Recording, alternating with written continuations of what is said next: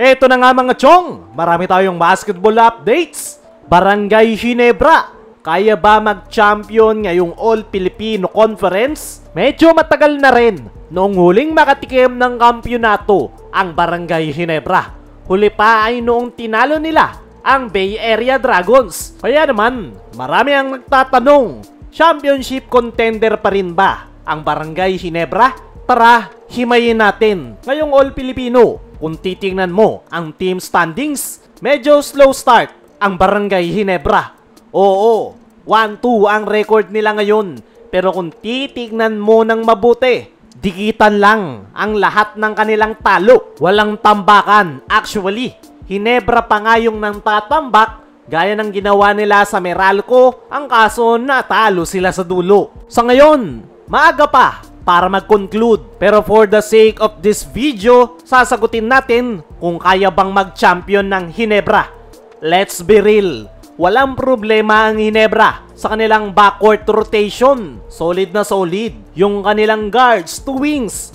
Merong Scottie Thompson, RJ Abarrientos, Stephen Holt. Meron pang nadagdag na bagong hustle na kanilang rookie na si Sunny Steele. Napakasipag at unti-unti nang gumagawa ng pangalan dahil sa kanyang hustle, energy at tibay ng loob. Yan nga yung pinaka-strength ngayon ng Barangay Ginebra. Kung guards to wingman lang ang pag-uusapan, isa ang Barangay Ginebra sa mga pinaka-may solid na player sa position na yan. Pero kung malakas ang Barangay Ginebra sa guard to wingman, ay pinoproblema naman nila yung kanilang frontcourt position. Si Japet lang talaga ang tanging main big man nila ngayon. At alam naman natin, kahit gaano kaganda yung ipakita ni Japet, kailangan niya ng tulong sa ilalim, lalo na't hindi na siya bumabata. Nalalapit na nga yung pagre-retiro ni Japet at unti-unti nang bumababa yung kanyang performance at nagiging injury prone na rin. Ang kapalitan niya ngayon ay si Norbert Torres. So far, okay ang pinapakita ni Norbert. Solid minutes, good body inside the paint. Pero kung pang long run at playoffs ang pag-uusapan, sapat na nga ba yan para harapin yung mga big teams gaya ng San Miguel Beermen? Eto real talk mga chong, hindi pa. Kilala natin si Japet.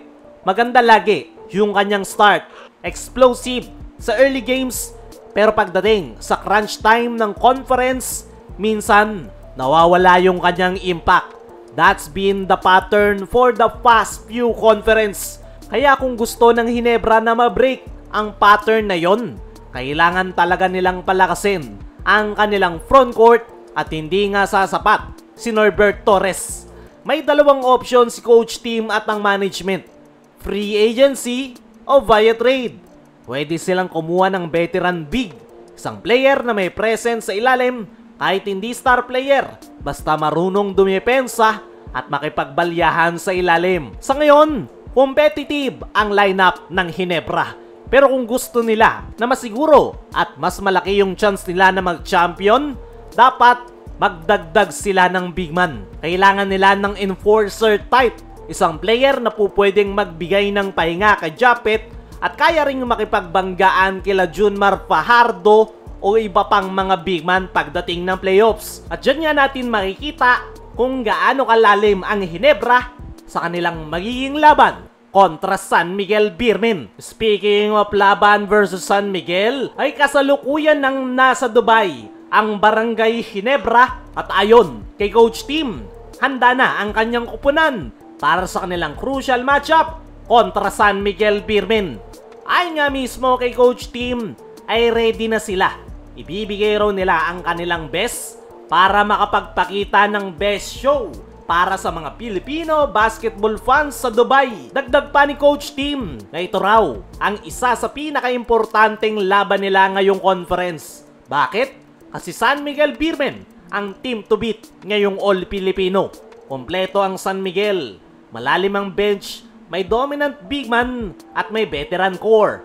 Kaya sabi ni Coach Team, dito raw nila malalaman kung ano na ang estado ngayon ng kanyang kupunan at kung anong mga adjustment ang mga dapat nilang gawin moving forward. Mukhang hindi lang yan magiging simpleng laro.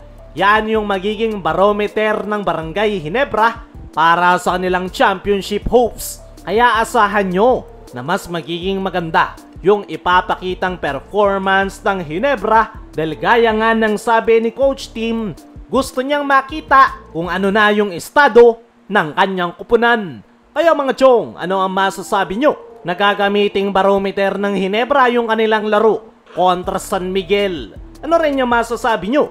Kaya bang mag-champion ng Ginebra ngayong All Filipino? I-comment mo lang dyan sa ibaba.